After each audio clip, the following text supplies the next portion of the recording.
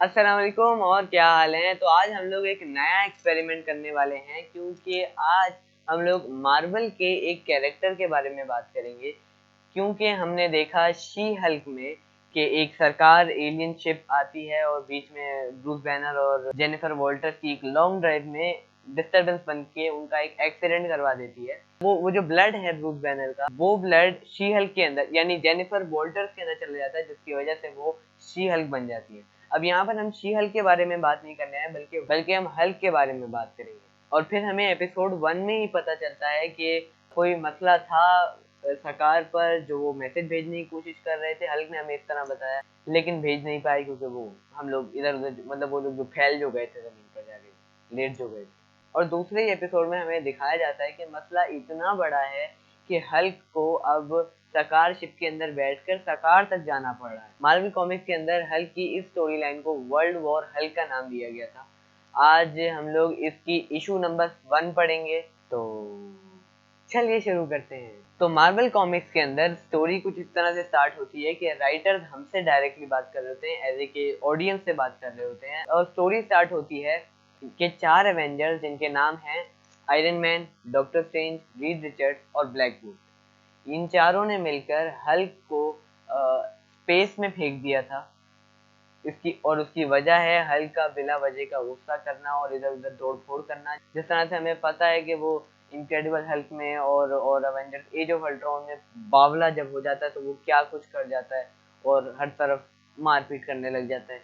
और Marvel comics के अंदर वो ऐसा बहुत बार कर चुका है। ये कॉमिक्स के एवेंजर्स लोगों को हल्क से, जो एक सुपर हीरो की टीम में है, उसी से बचाने की कोशिश कर रहे हैं। उसको लोगों को बचाने के चक्कर में उन लोगों ने हल्क और ब्रूस दोनों के बारे में नहीं सोचा, बस उन्हें स्पेस में छोड़ दिया। जो स्पेस का सारा कचरा जाके गिरता है सकार में, और इसीलिए हल्क भी जाके गिरता है सकार में।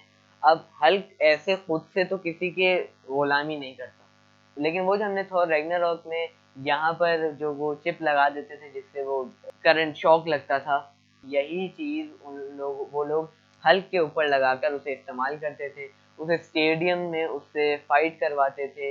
लोगों वो बड़े बड़े मॉन्स्टर्स के आगे उसको फेंक देते थे, और हल्क तो फिर हल्क है, वो जिंदा रहता था, मतलब वो जीत जाता था। अच्छा, ये जो मैंने सारी लंबी कहानी सुनाई, यहाँ से स्टोरी जो ये मैं बस आपको समझा रहा था। अच्छा, स्टोरी असल में शुरू होती है कि राइटर्स हमें बता रहे होते हैं कि किस तरह से अवेंजर्स ने हल्क को स्पेस में शॉर्ट कर दिया, हल्क को स्पेस में फेंक दिया। और फिर स्टोरी डायरेक्ट वहां से शुरू होती है कि जब हल्क सकार में जाकर सकार से वापस आ चुका है और अब चांद पे खड़ा है, बहुत ही ज्यादा तेज गुस्से में। अच्छा, ये जैसी मतलब वो जैसी हल्क जो है सकार से एक शिप में आता है, मतलब स्पेसशिप में आता है मून पर। और मून पर कौन रहते हैं? जी हाँ, इनह्यूमन। तो वो इनह्यूमन में ब्लैक बोल्ट को सबसे पहले मारने के लिए आता है।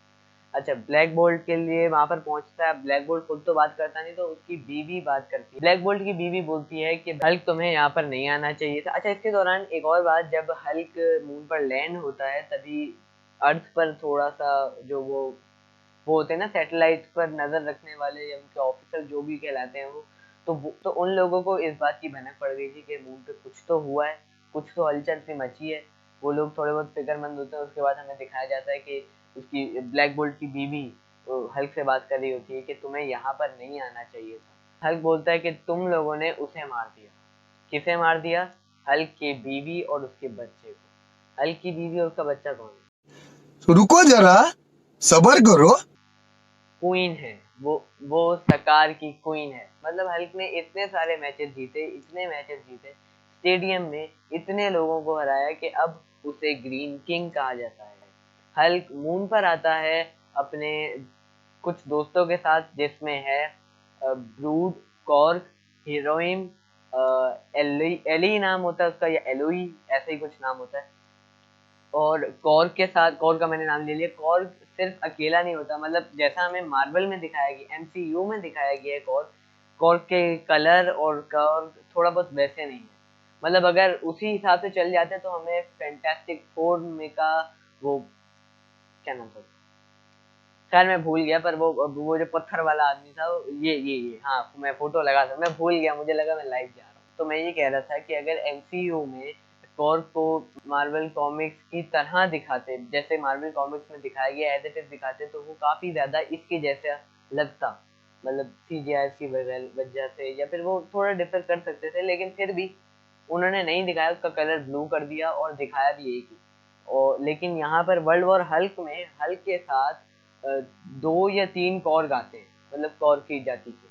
तो हल्क ब्लैक बोल्ट को बताता है कि तुम लोगों ने मेरी बीवी को मार दिया, उसके मेरे होने वाले बच्चे को मार दिया, और सकार पे मौजूद तमाम एलियंस सबको ब्लास्ट कर दिया।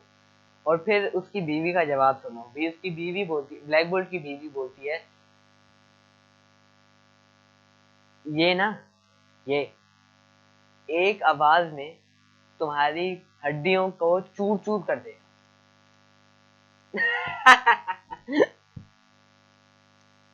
हल्क जवाब में कहता है, तुमने मुझे स्पेस में फेंक दिया और मेरी दुनिया को तबाह कर दिया, और मुझसे कह रहे हो कि मैं चला जाऊं। और फिर उसकी बीवी बोलती है स्टॉप। और हल्क क्या करता है, वो हमला कर देता है ब्लैक बोल्ट के ऊपर। तो जैसे ही हल्क ब्लैक बोल्ट के हाथ पकड़ता है, तो ब्लैक बोल्ट क्या बोलता है, इनफ। बस वो छोटा सा विस्पर करता है, ऐसे ऐसे हल्का सा बोलता है। और इसे उन्होंने मार्वल कॉमिक्स के अंदर लिखाई में भी अच्छी तरह से उसे क्या कहते हैं, उसे दिखाने की कोशिश की है कि किस तरह कितना हल्का वो बोलता है। और उतने में ही हल्क चांद पे दूर जाके गिरता है। अब इतना बड़ा जो है वो शौक सा लगा है चांद पर, चांद थोड़ा सा, जाहिर बात है चांद भी थोड़ा सा शेक हुआ होगा। इस सब के बारे में अर्थ पर भी कुछ ना कुछ पता चलता है, उन लोगों को अपनी सैटेलाइट से पता चलता है कि मून पर फिर से कोई हलचल हुई है। पिछली बार को तो उन्होंने छोड़ दिया था कि यार चलो ये छोटी मोटी सी बात है, इसकी कोई खास नहीं, लेकिन इस दफा उन्हें थोड़ा बहुत सीरियस लगता है। वो प्रेसिडेंट को बताते हैं, वो प्रेसिडेंट को इसकी खबर देने की कोशिश करते हैं, लेकिन फिलहाल नहीं दे पाए। जब मुझे इस बारे में कुछ पता नहीं है, उन्होंने ऐसी बात की नहीं, जो मैं खुद से जोड़ा। फिर हमें दिखाया जाता है कि हल्क ब्लैक बोल्ट को बोलता है कि मैं यहाँ पर तुम्हारी फुसफुसाहट सुनने के लिए नहीं आया हूँ, मैं तुम्हें यहाँ पर चीखते हुए सुनने के लिए आया हूँ। मतलब चेक करो किस तरह से गुस्से में वो उसके ऊपर चढ़ रहा है, और ब्लैक बोल्ट की हालत देखो देखो। अच्छा, इसके बाद हमें सीधा सीधा ग्लिम्स दिया जाता है कि इसके अर्थ पर मून पे क्या सूरत हाल है। फिर हमें दिखाते हैं कि मिस्टर स्टार्क जो है वो कुछ अपने ही उनमें उलझे हुए हैं, मतलब उनके रिपोर्टर्स वगैरह उनके पीछे पड़े हुए हैं किसी पुरानी, मतलब इससे पहले आने वाली शायद कॉमिक्स के ऊपर, कि मतलब वो एक एक रिपोर्टर सवाल पूछता है कि आपका शी हल्क के साथ झगड़े पे क्या कहना है। फजूल की इधर उधर की दूसरी कॉमिक्स की बात हो रही है। तो इसी में मिस्टर प्रेसिडेंट की तरफ से स्टार्क को कॉल आती है, और वो बताते हैं उसको, उन्हें वार्न करने की कोशिश करते हैं। इतने में ही न्यूयॉर्क सिटी में एक शिप आ जाती है टाइम स्क्वायर की स्ट्रीट पर। वहां पर जिस तरह से हमने देखा था थॉर रैग्नारॉक में कि कलेक्टर का एक पूरा प्रोजेक्शन आता है सामने, तो उसी तरह से हल्क का प्रोजेक्शन आता है यहाँ न्यूयॉर्क टाइम स्क्वायर की स्ट्रीट पर। और वो अपने प्रोजेक्शन में कहता है कि तुम लोगों के पास, कि न्यूयॉर्क सिटी में रहने वालों के पास 24 घंटे का टाइम है, तुम लोग इस शहर को खाली कर दो, और जब मैं न्यूयॉर्क पर आऊं तो मुझे 3 लोग चाहिए, डॉक्टर स्ट्रेंज, आयरन मैन और रीड रिचर्ड। और अगर उन तीनों को तुमने मेरे हवाले नहीं किया तो मैं तुम्हारे पूरे प्लेनेट के साथ ये करूंगा। लिटरली ब्लैक बोल्ट की ये हालत की है उसने।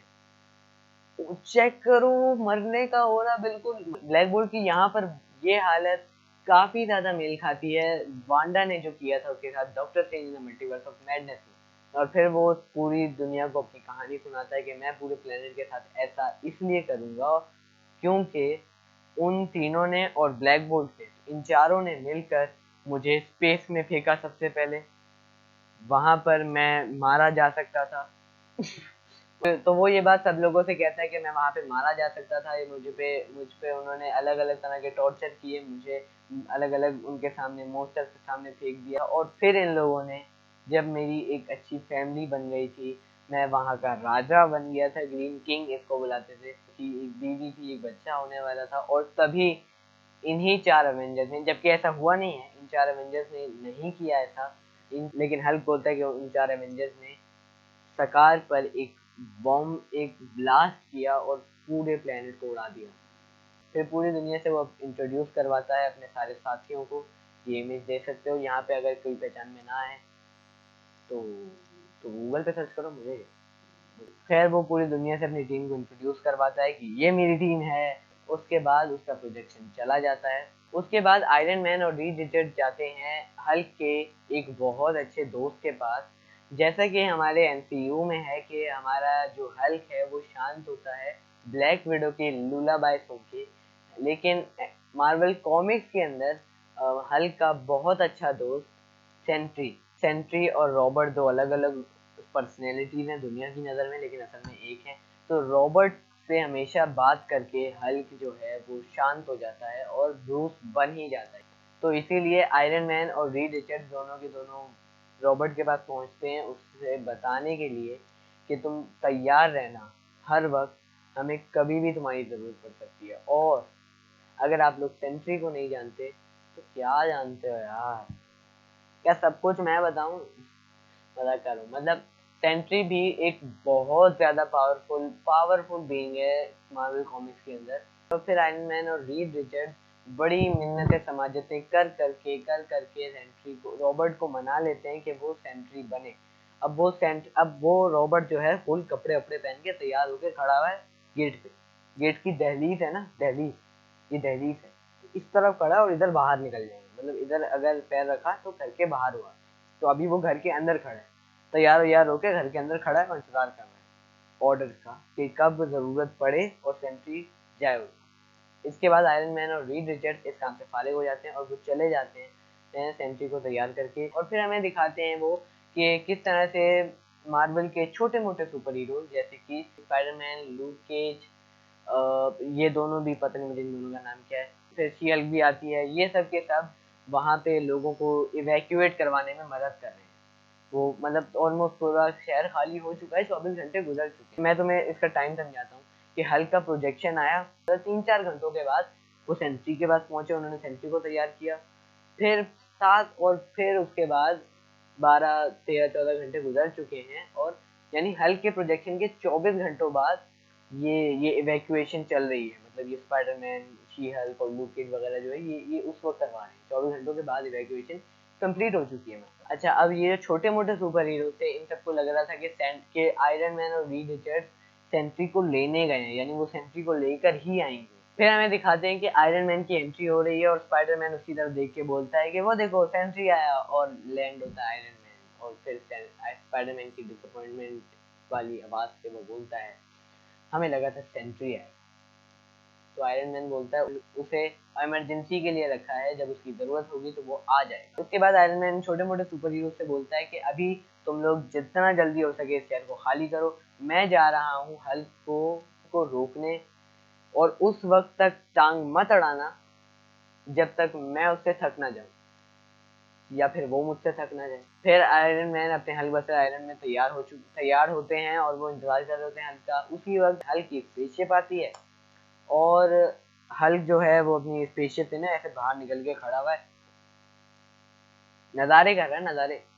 और उसी वक्त हल्क बस्टर का आर्मर आता है ऊपर की तरफ, मतलब ऊपर की तरफ हल्क की तरफ बढ़ रहा होता है। हल्क उसकी तरफ देखता है और छलांग लगा देता है। फिर जो फाइट होती है ना हल्क बस्टर और हल्क के बीच में, मतलब वो काफी ज्यादा एग्जैक्ट सेम होती है जो एमसीयू में हमें दिखाई गई ये वाली फाइट थी। ये काफी ज्यादा मिलता जुलता है। इसमें एक वो वाला सीन होता है जैसे हमें एमसीयू में दिखाया गया कि दोनों हल्क और हल्क बस्टर के मुक्के जब लगते हैं तो किस तरह से एक बड़ी सी वेव उड़ती है और इधर उधर लोगों की डिस्ट्रक्शन होती है, शीशे वगैरह टूटते हैं वगैरह वगैरह।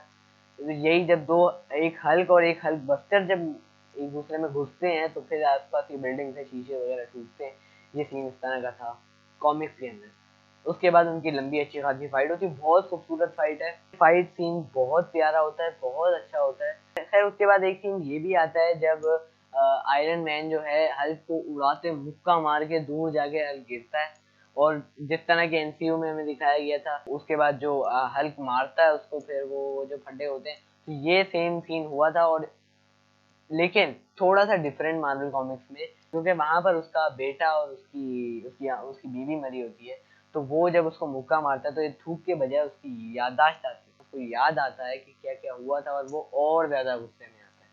और जितना ज्यादा वो गुस्से में आता है उतने ज्यादा को वो ढेर करता जाता है। और फिर जो सीन हमें दिखाया गया था कि जिस तरह से हल्क बस्टर ने हल्क को एक बिल्डिंग के ऊपर फेंक दिया था। असल में मार्वल कॉमिक्स के अंदर ऐसा होता है कि हल्क हल्क बस्टर को बिल्डिंग के ऊपर फेंक देता है और पूरी बिल्डिंग जमीन पे गिर जाती है और यहीं पर आयरन मैन ढेर हो जाता है, मतलब हल्क बस्टर ढेर हो जाता है। खैर फिर हल्क मिट्टियों में से निकलता है और वो छोटे मोटे सुपर हीरोज के सामने आ जाता है, मतलब उसके साथ उनकी फाइट वगैरह वाला सीन शुरू हो जाता है।